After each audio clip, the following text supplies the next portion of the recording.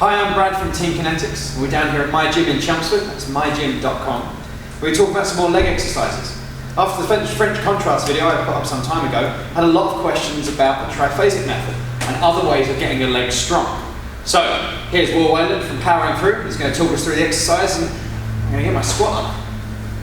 Hi guys, so what I'm going to talk to you about now is eccentric and isometric method for squatting or any other movement. But in this case, if Brad wants to get stronger legs, we're going to have him squat. So, just a quick recap, triphasic method is a method I use with quite a lot of my athletes. I found it a year or so ago and I've really fallen in love with the method. And basically the idea is that by being stronger eccentrically and isometrically, this gives us more potential concentric power. You know, you can't shoot a cannon from a canoe, so to speak. So, you know, the stronger you are at controlling and holding, more this allows us to be stronger in the next phase of movement. Okay. So, this is a method by Kinetix, University of Minnesota. I suggest checking out. Triphasic Training Book is a really, really good ebook. If you're into your training methods, I suggest giving it a look. It certainly helped me an awful lot. So what we look at today is an eccentric squat. Now, you might run an eccentric program for maybe 3 to 6 week block, possibly as long as that. And all we're doing is, in addition to your squat, on the lowering portion, or what is known as the eccentric portion, all you're doing is you're taking a longer time to complete the movement. This is called tempo training. Tempo training is nothing new, it's been around for a long time. So all you're going to do is squat down slower. But the key is here, you have to stay tight and controlled throughout the whole movement. So in this case, Brad is going to do a 6-second eccentric squat. Okay, it's quite a long time. If you're new to it, I would suggest 3-4 seconds. Okay, if you're someone who's got a lot of training experience, you can afford to perhaps do 6 seconds. Okay, most. This is what Kinetix recommends. I've not really played with any time period longer. I wouldn't fancy it if I were you.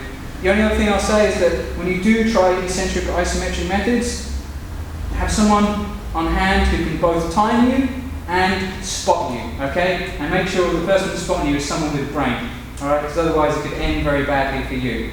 Alright, so Brad, if you're ready? Well, let's get on.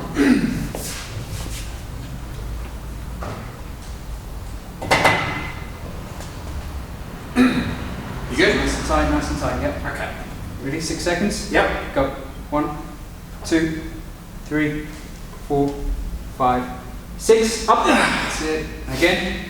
1, 2, 3, 4, 5, 6. Last one. 1, 2, 3, 4, 5, 6. Up. Good. Okay, so that's it. Eccentric squat, what you can do is combine it with the French contrast method that Brad showed you in the last video. Optionally, you can do it in and of itself. Alternatively, you do the isometric squat, 6-second hold at the bottom of the movement. I'm not particularly cool, I'm not going to get Brad to do that straight away. We want to do another video in the future where we show him doing isometric holds. Okay, you can apply this to any number of different things. You can do isometric squats, isometric Romanian deadlifts, isometric bench press. Okay, same thing for the eccentric. The only movement I would suggest perhaps not doing it with would be deadlift, because the tendency is to get quite out of shape if you do an eccentric or isometric deadlift. But apart from that, there's a ton of exercise variation you can choose. If you look on YouTube, Kinetix himself has a ton of exercise videos on his website, Excel Athlete as well. I'm putting up more isometric exercises as I think them up, and I'm sure Brad will probably have something in the future for us as well. Yeah, and what sort of weight would you do this with?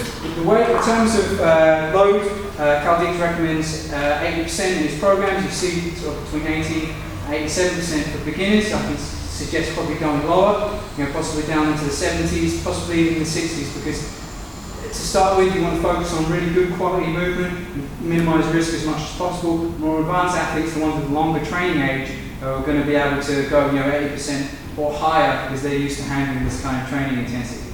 Excellent. So there you go. If you're really, really, really strong, 80% 1 rep max. If you're a beginner, just starting out, you know, 60 to 70. Something to play with. So, once again, Brad and Will down here at mygym.com, my gym in Chelmsford. If you want more information on Will, check out his blog, it's fantastic, poweringthrough.com, and we'll see you again soon.